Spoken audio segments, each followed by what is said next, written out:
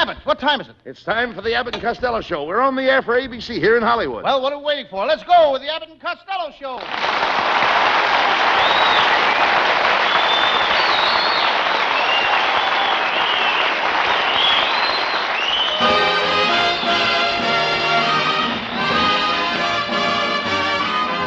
I just saw a house I like, and I think I'll take the money. I made a Sam Shovel detective and buy it. Where's the house? Way up in the Hollywood Hills. It has a very unusual view. What a view. You can see the city. Well, what's so unusual about that? From any house in the Hollywood Hills, you can see the city. Kansas City? Costello, since you've been playing the part of Sam Shovel, you're getting dumber than ever. Oh, no, I ain't. Oh, yes, you are. Before I played Sam Shovel, people used to look at me and say, there goes Costello, that dumb radio actor. Now things are different. Yes? What do they say when they see you now? There goes Costello, that dumb radio actor who plays Sam Shovel. However, my fan mail is still pouring in. Listen to this. I got a wonderful letter tonight. What does it say? Dear Lou Costello, I've just got to tell you how much I enjoy your Sam Shovel detective stories. When you come on Thursday nights, I never miss you. I won't leave the house on Thursday nights for anybody. My wife says I'm just an old stick in the mud. I'm coming to the studio tonight. Mr. Costello, there's someone here to see you. Send the man in. It's no man, just an old stick covered with mud. Oh, never mind him, Costello. Let's get on with the show. What is your Sam Shovel story for tonight? Well, it's one of my most mysterious cases, Abbott. I call it the case of the Shakespearean actor who robbed the perfume factory and stole an unlabeled bottle of perfume, or taboo or not taboo. That is the question. Don't you have a more interesting case, Costello? I'll let you know as soon as I get on the next page. Well, I could do another. I call this one the case of the panhandler who pawned his false teeth, or beggars can't be chewers.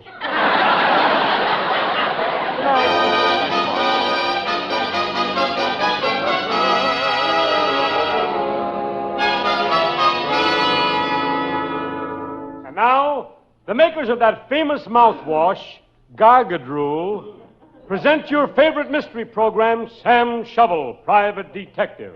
But first, a word about our product, Gargadrule. Gargadrule is the only mouthwash that comes in 3 delicious flavors: benzene, formaldehyde, and flit. Attention all midgets! Why be quarter safe? Use Gargadrule and be half safe. And now to the further adventures of Sam Shovel, Private Detective. Yes, I'm Sam Shovel. Sam Shovel, Private Detective.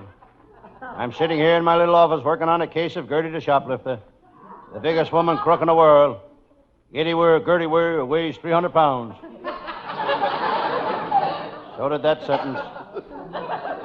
She can steal a pair of gloves just by putting her hand over them. She stole a pair of shoes just by putting her foot over them. Yesterday, she stole a sofa just by putting a blanket over it. Gertie's husband was a thief, too. His name was Paul. Now I get it. He stole nothing but hats. He was known as public enemy number 6 7/8. Well, it's time I had lunch, but I'm not going to Joe's cafeteria. What a joint. They got a big sign that says, watch your hat and coat. Yesterday, while I was watching that sign, somebody stole my pants. I wish my secretary was here. What a secretary. Last week, I told her to take a letter. She took one, and she hasn't been back since. On my desk, I noticed a picture of my barber. He's doing 20 years in Sing Sing. They gave him a job as executioner, running the electric chair. But the warden had to fire him. He couldn't forget he was a barber and put up a sign in the prison. 3 chairs, no waiting.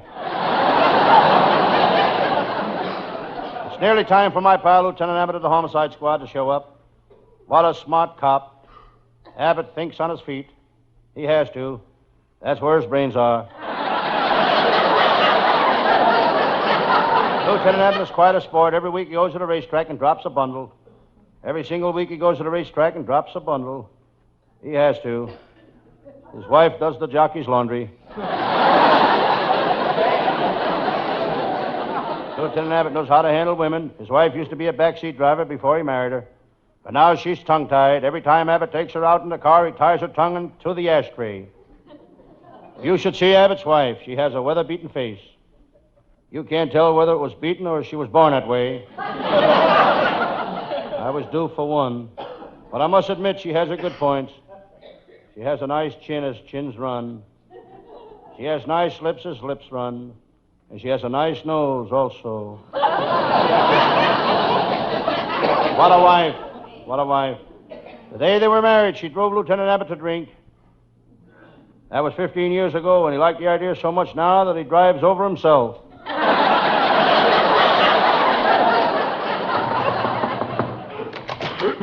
Hello, Sam Shovel.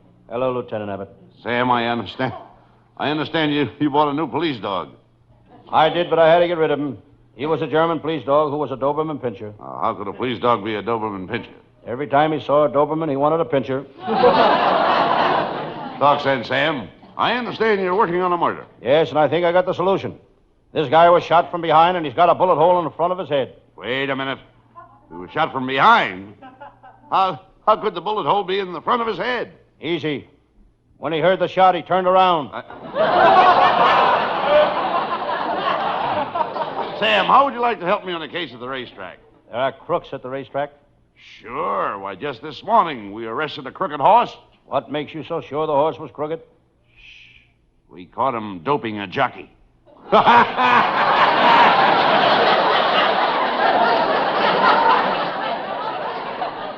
like to catch the guy that's doping the script. Never mind that. If you want to catch some real crooks, why don't you arrest that jockey that rode 4 horses yesterday? You idiot. Lots of jockeys ride 4 horses. In the same race? Sam, I can see that you know nothing about racetracks. Is that so? I owned a horse last year who could burn up the track. Was he that fast? No, but he loved to play with matches, so he set fire to the stables. Sam, if you won't help me, I'm going down to that racetrack and capture that mob of crooks single-handed. So, you blabbermouth flatfoot, you're going to turn me in, huh? Who are you? I'm Ringer McGee. I'm head of the racetrack mob. There's the mob right here. These are me boys. Say hello to the cops, boys. Hey, Mike. Hello. You, Jack. Hello. And you, Freddie. How do you do? Why did you shoot Freddie? I can't stand people that talk too much. Now, if copper's gonna play ball with me, I got a horse going tomorrow, and he can't lose. Look, here's his picture. Hey, this horse looks too old to run. What makes you think he's so old, Sam? Well, he's the first horse I ever saw that was wearing high-button horseshoes. Never mind that. What do you think of Ringer's proposition? Well, I never had any luck betting on horses. Monday I bet on a horse and he lost by a nose. Tuesday I bet on a horse and he lost by a nose. Wednesday I bet on a horse and he ran backwards. Did he lose? Yes, but not by a nose.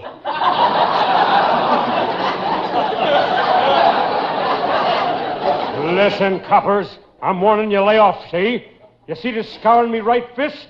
That's from a cop who tried to pin a rap on me. You see the scar on me left fist? That's from another cop. He tried to pin a rap on me. Yeah? See the scar on my hip? What's that from? That's where my mother tried to pin a diaper on me. Oh, a wise guy, eh? Sam Shovel, I got a good mind to mop up this office with you. Watch yourself, Ringer. The last guy that said it to me spent a whole week in the hospital. He did. Yes, he came to visit me once a day. Ringer, your bluff won't work. You're under arrest. Put the handcuffs on him, Sam. Well, Ringer, you ain't so tough now, are you? Please, Mr. Shovel, please don't send me to jail. I don't mind so much for myself, but think of me beautiful wife. Me wife, she'll be all alone. Look, here's her picture. Say, she's beautiful. She's only 19. Please don't send me to jail. Think of my wife. Mm-hmm. She's got lovely blonde hair and she's got skin just like satin. Please don't send me to jail. Think of my wife. Lieutenant Abbott takes this man to jail. But Sam, please think of my wife. Please think of my wife. I am. Get him out of here. Lock him up. Take him away. Throw a blanket over him.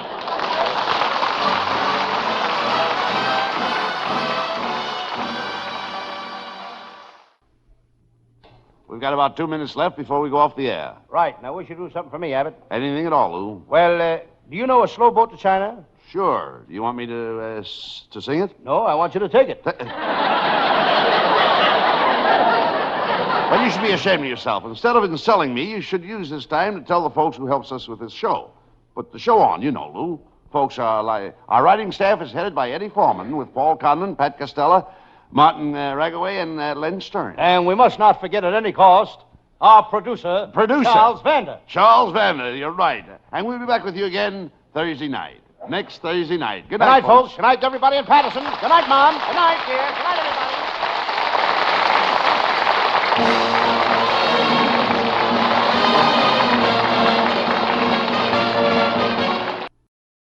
This is ABC, the American Broadcasting Company.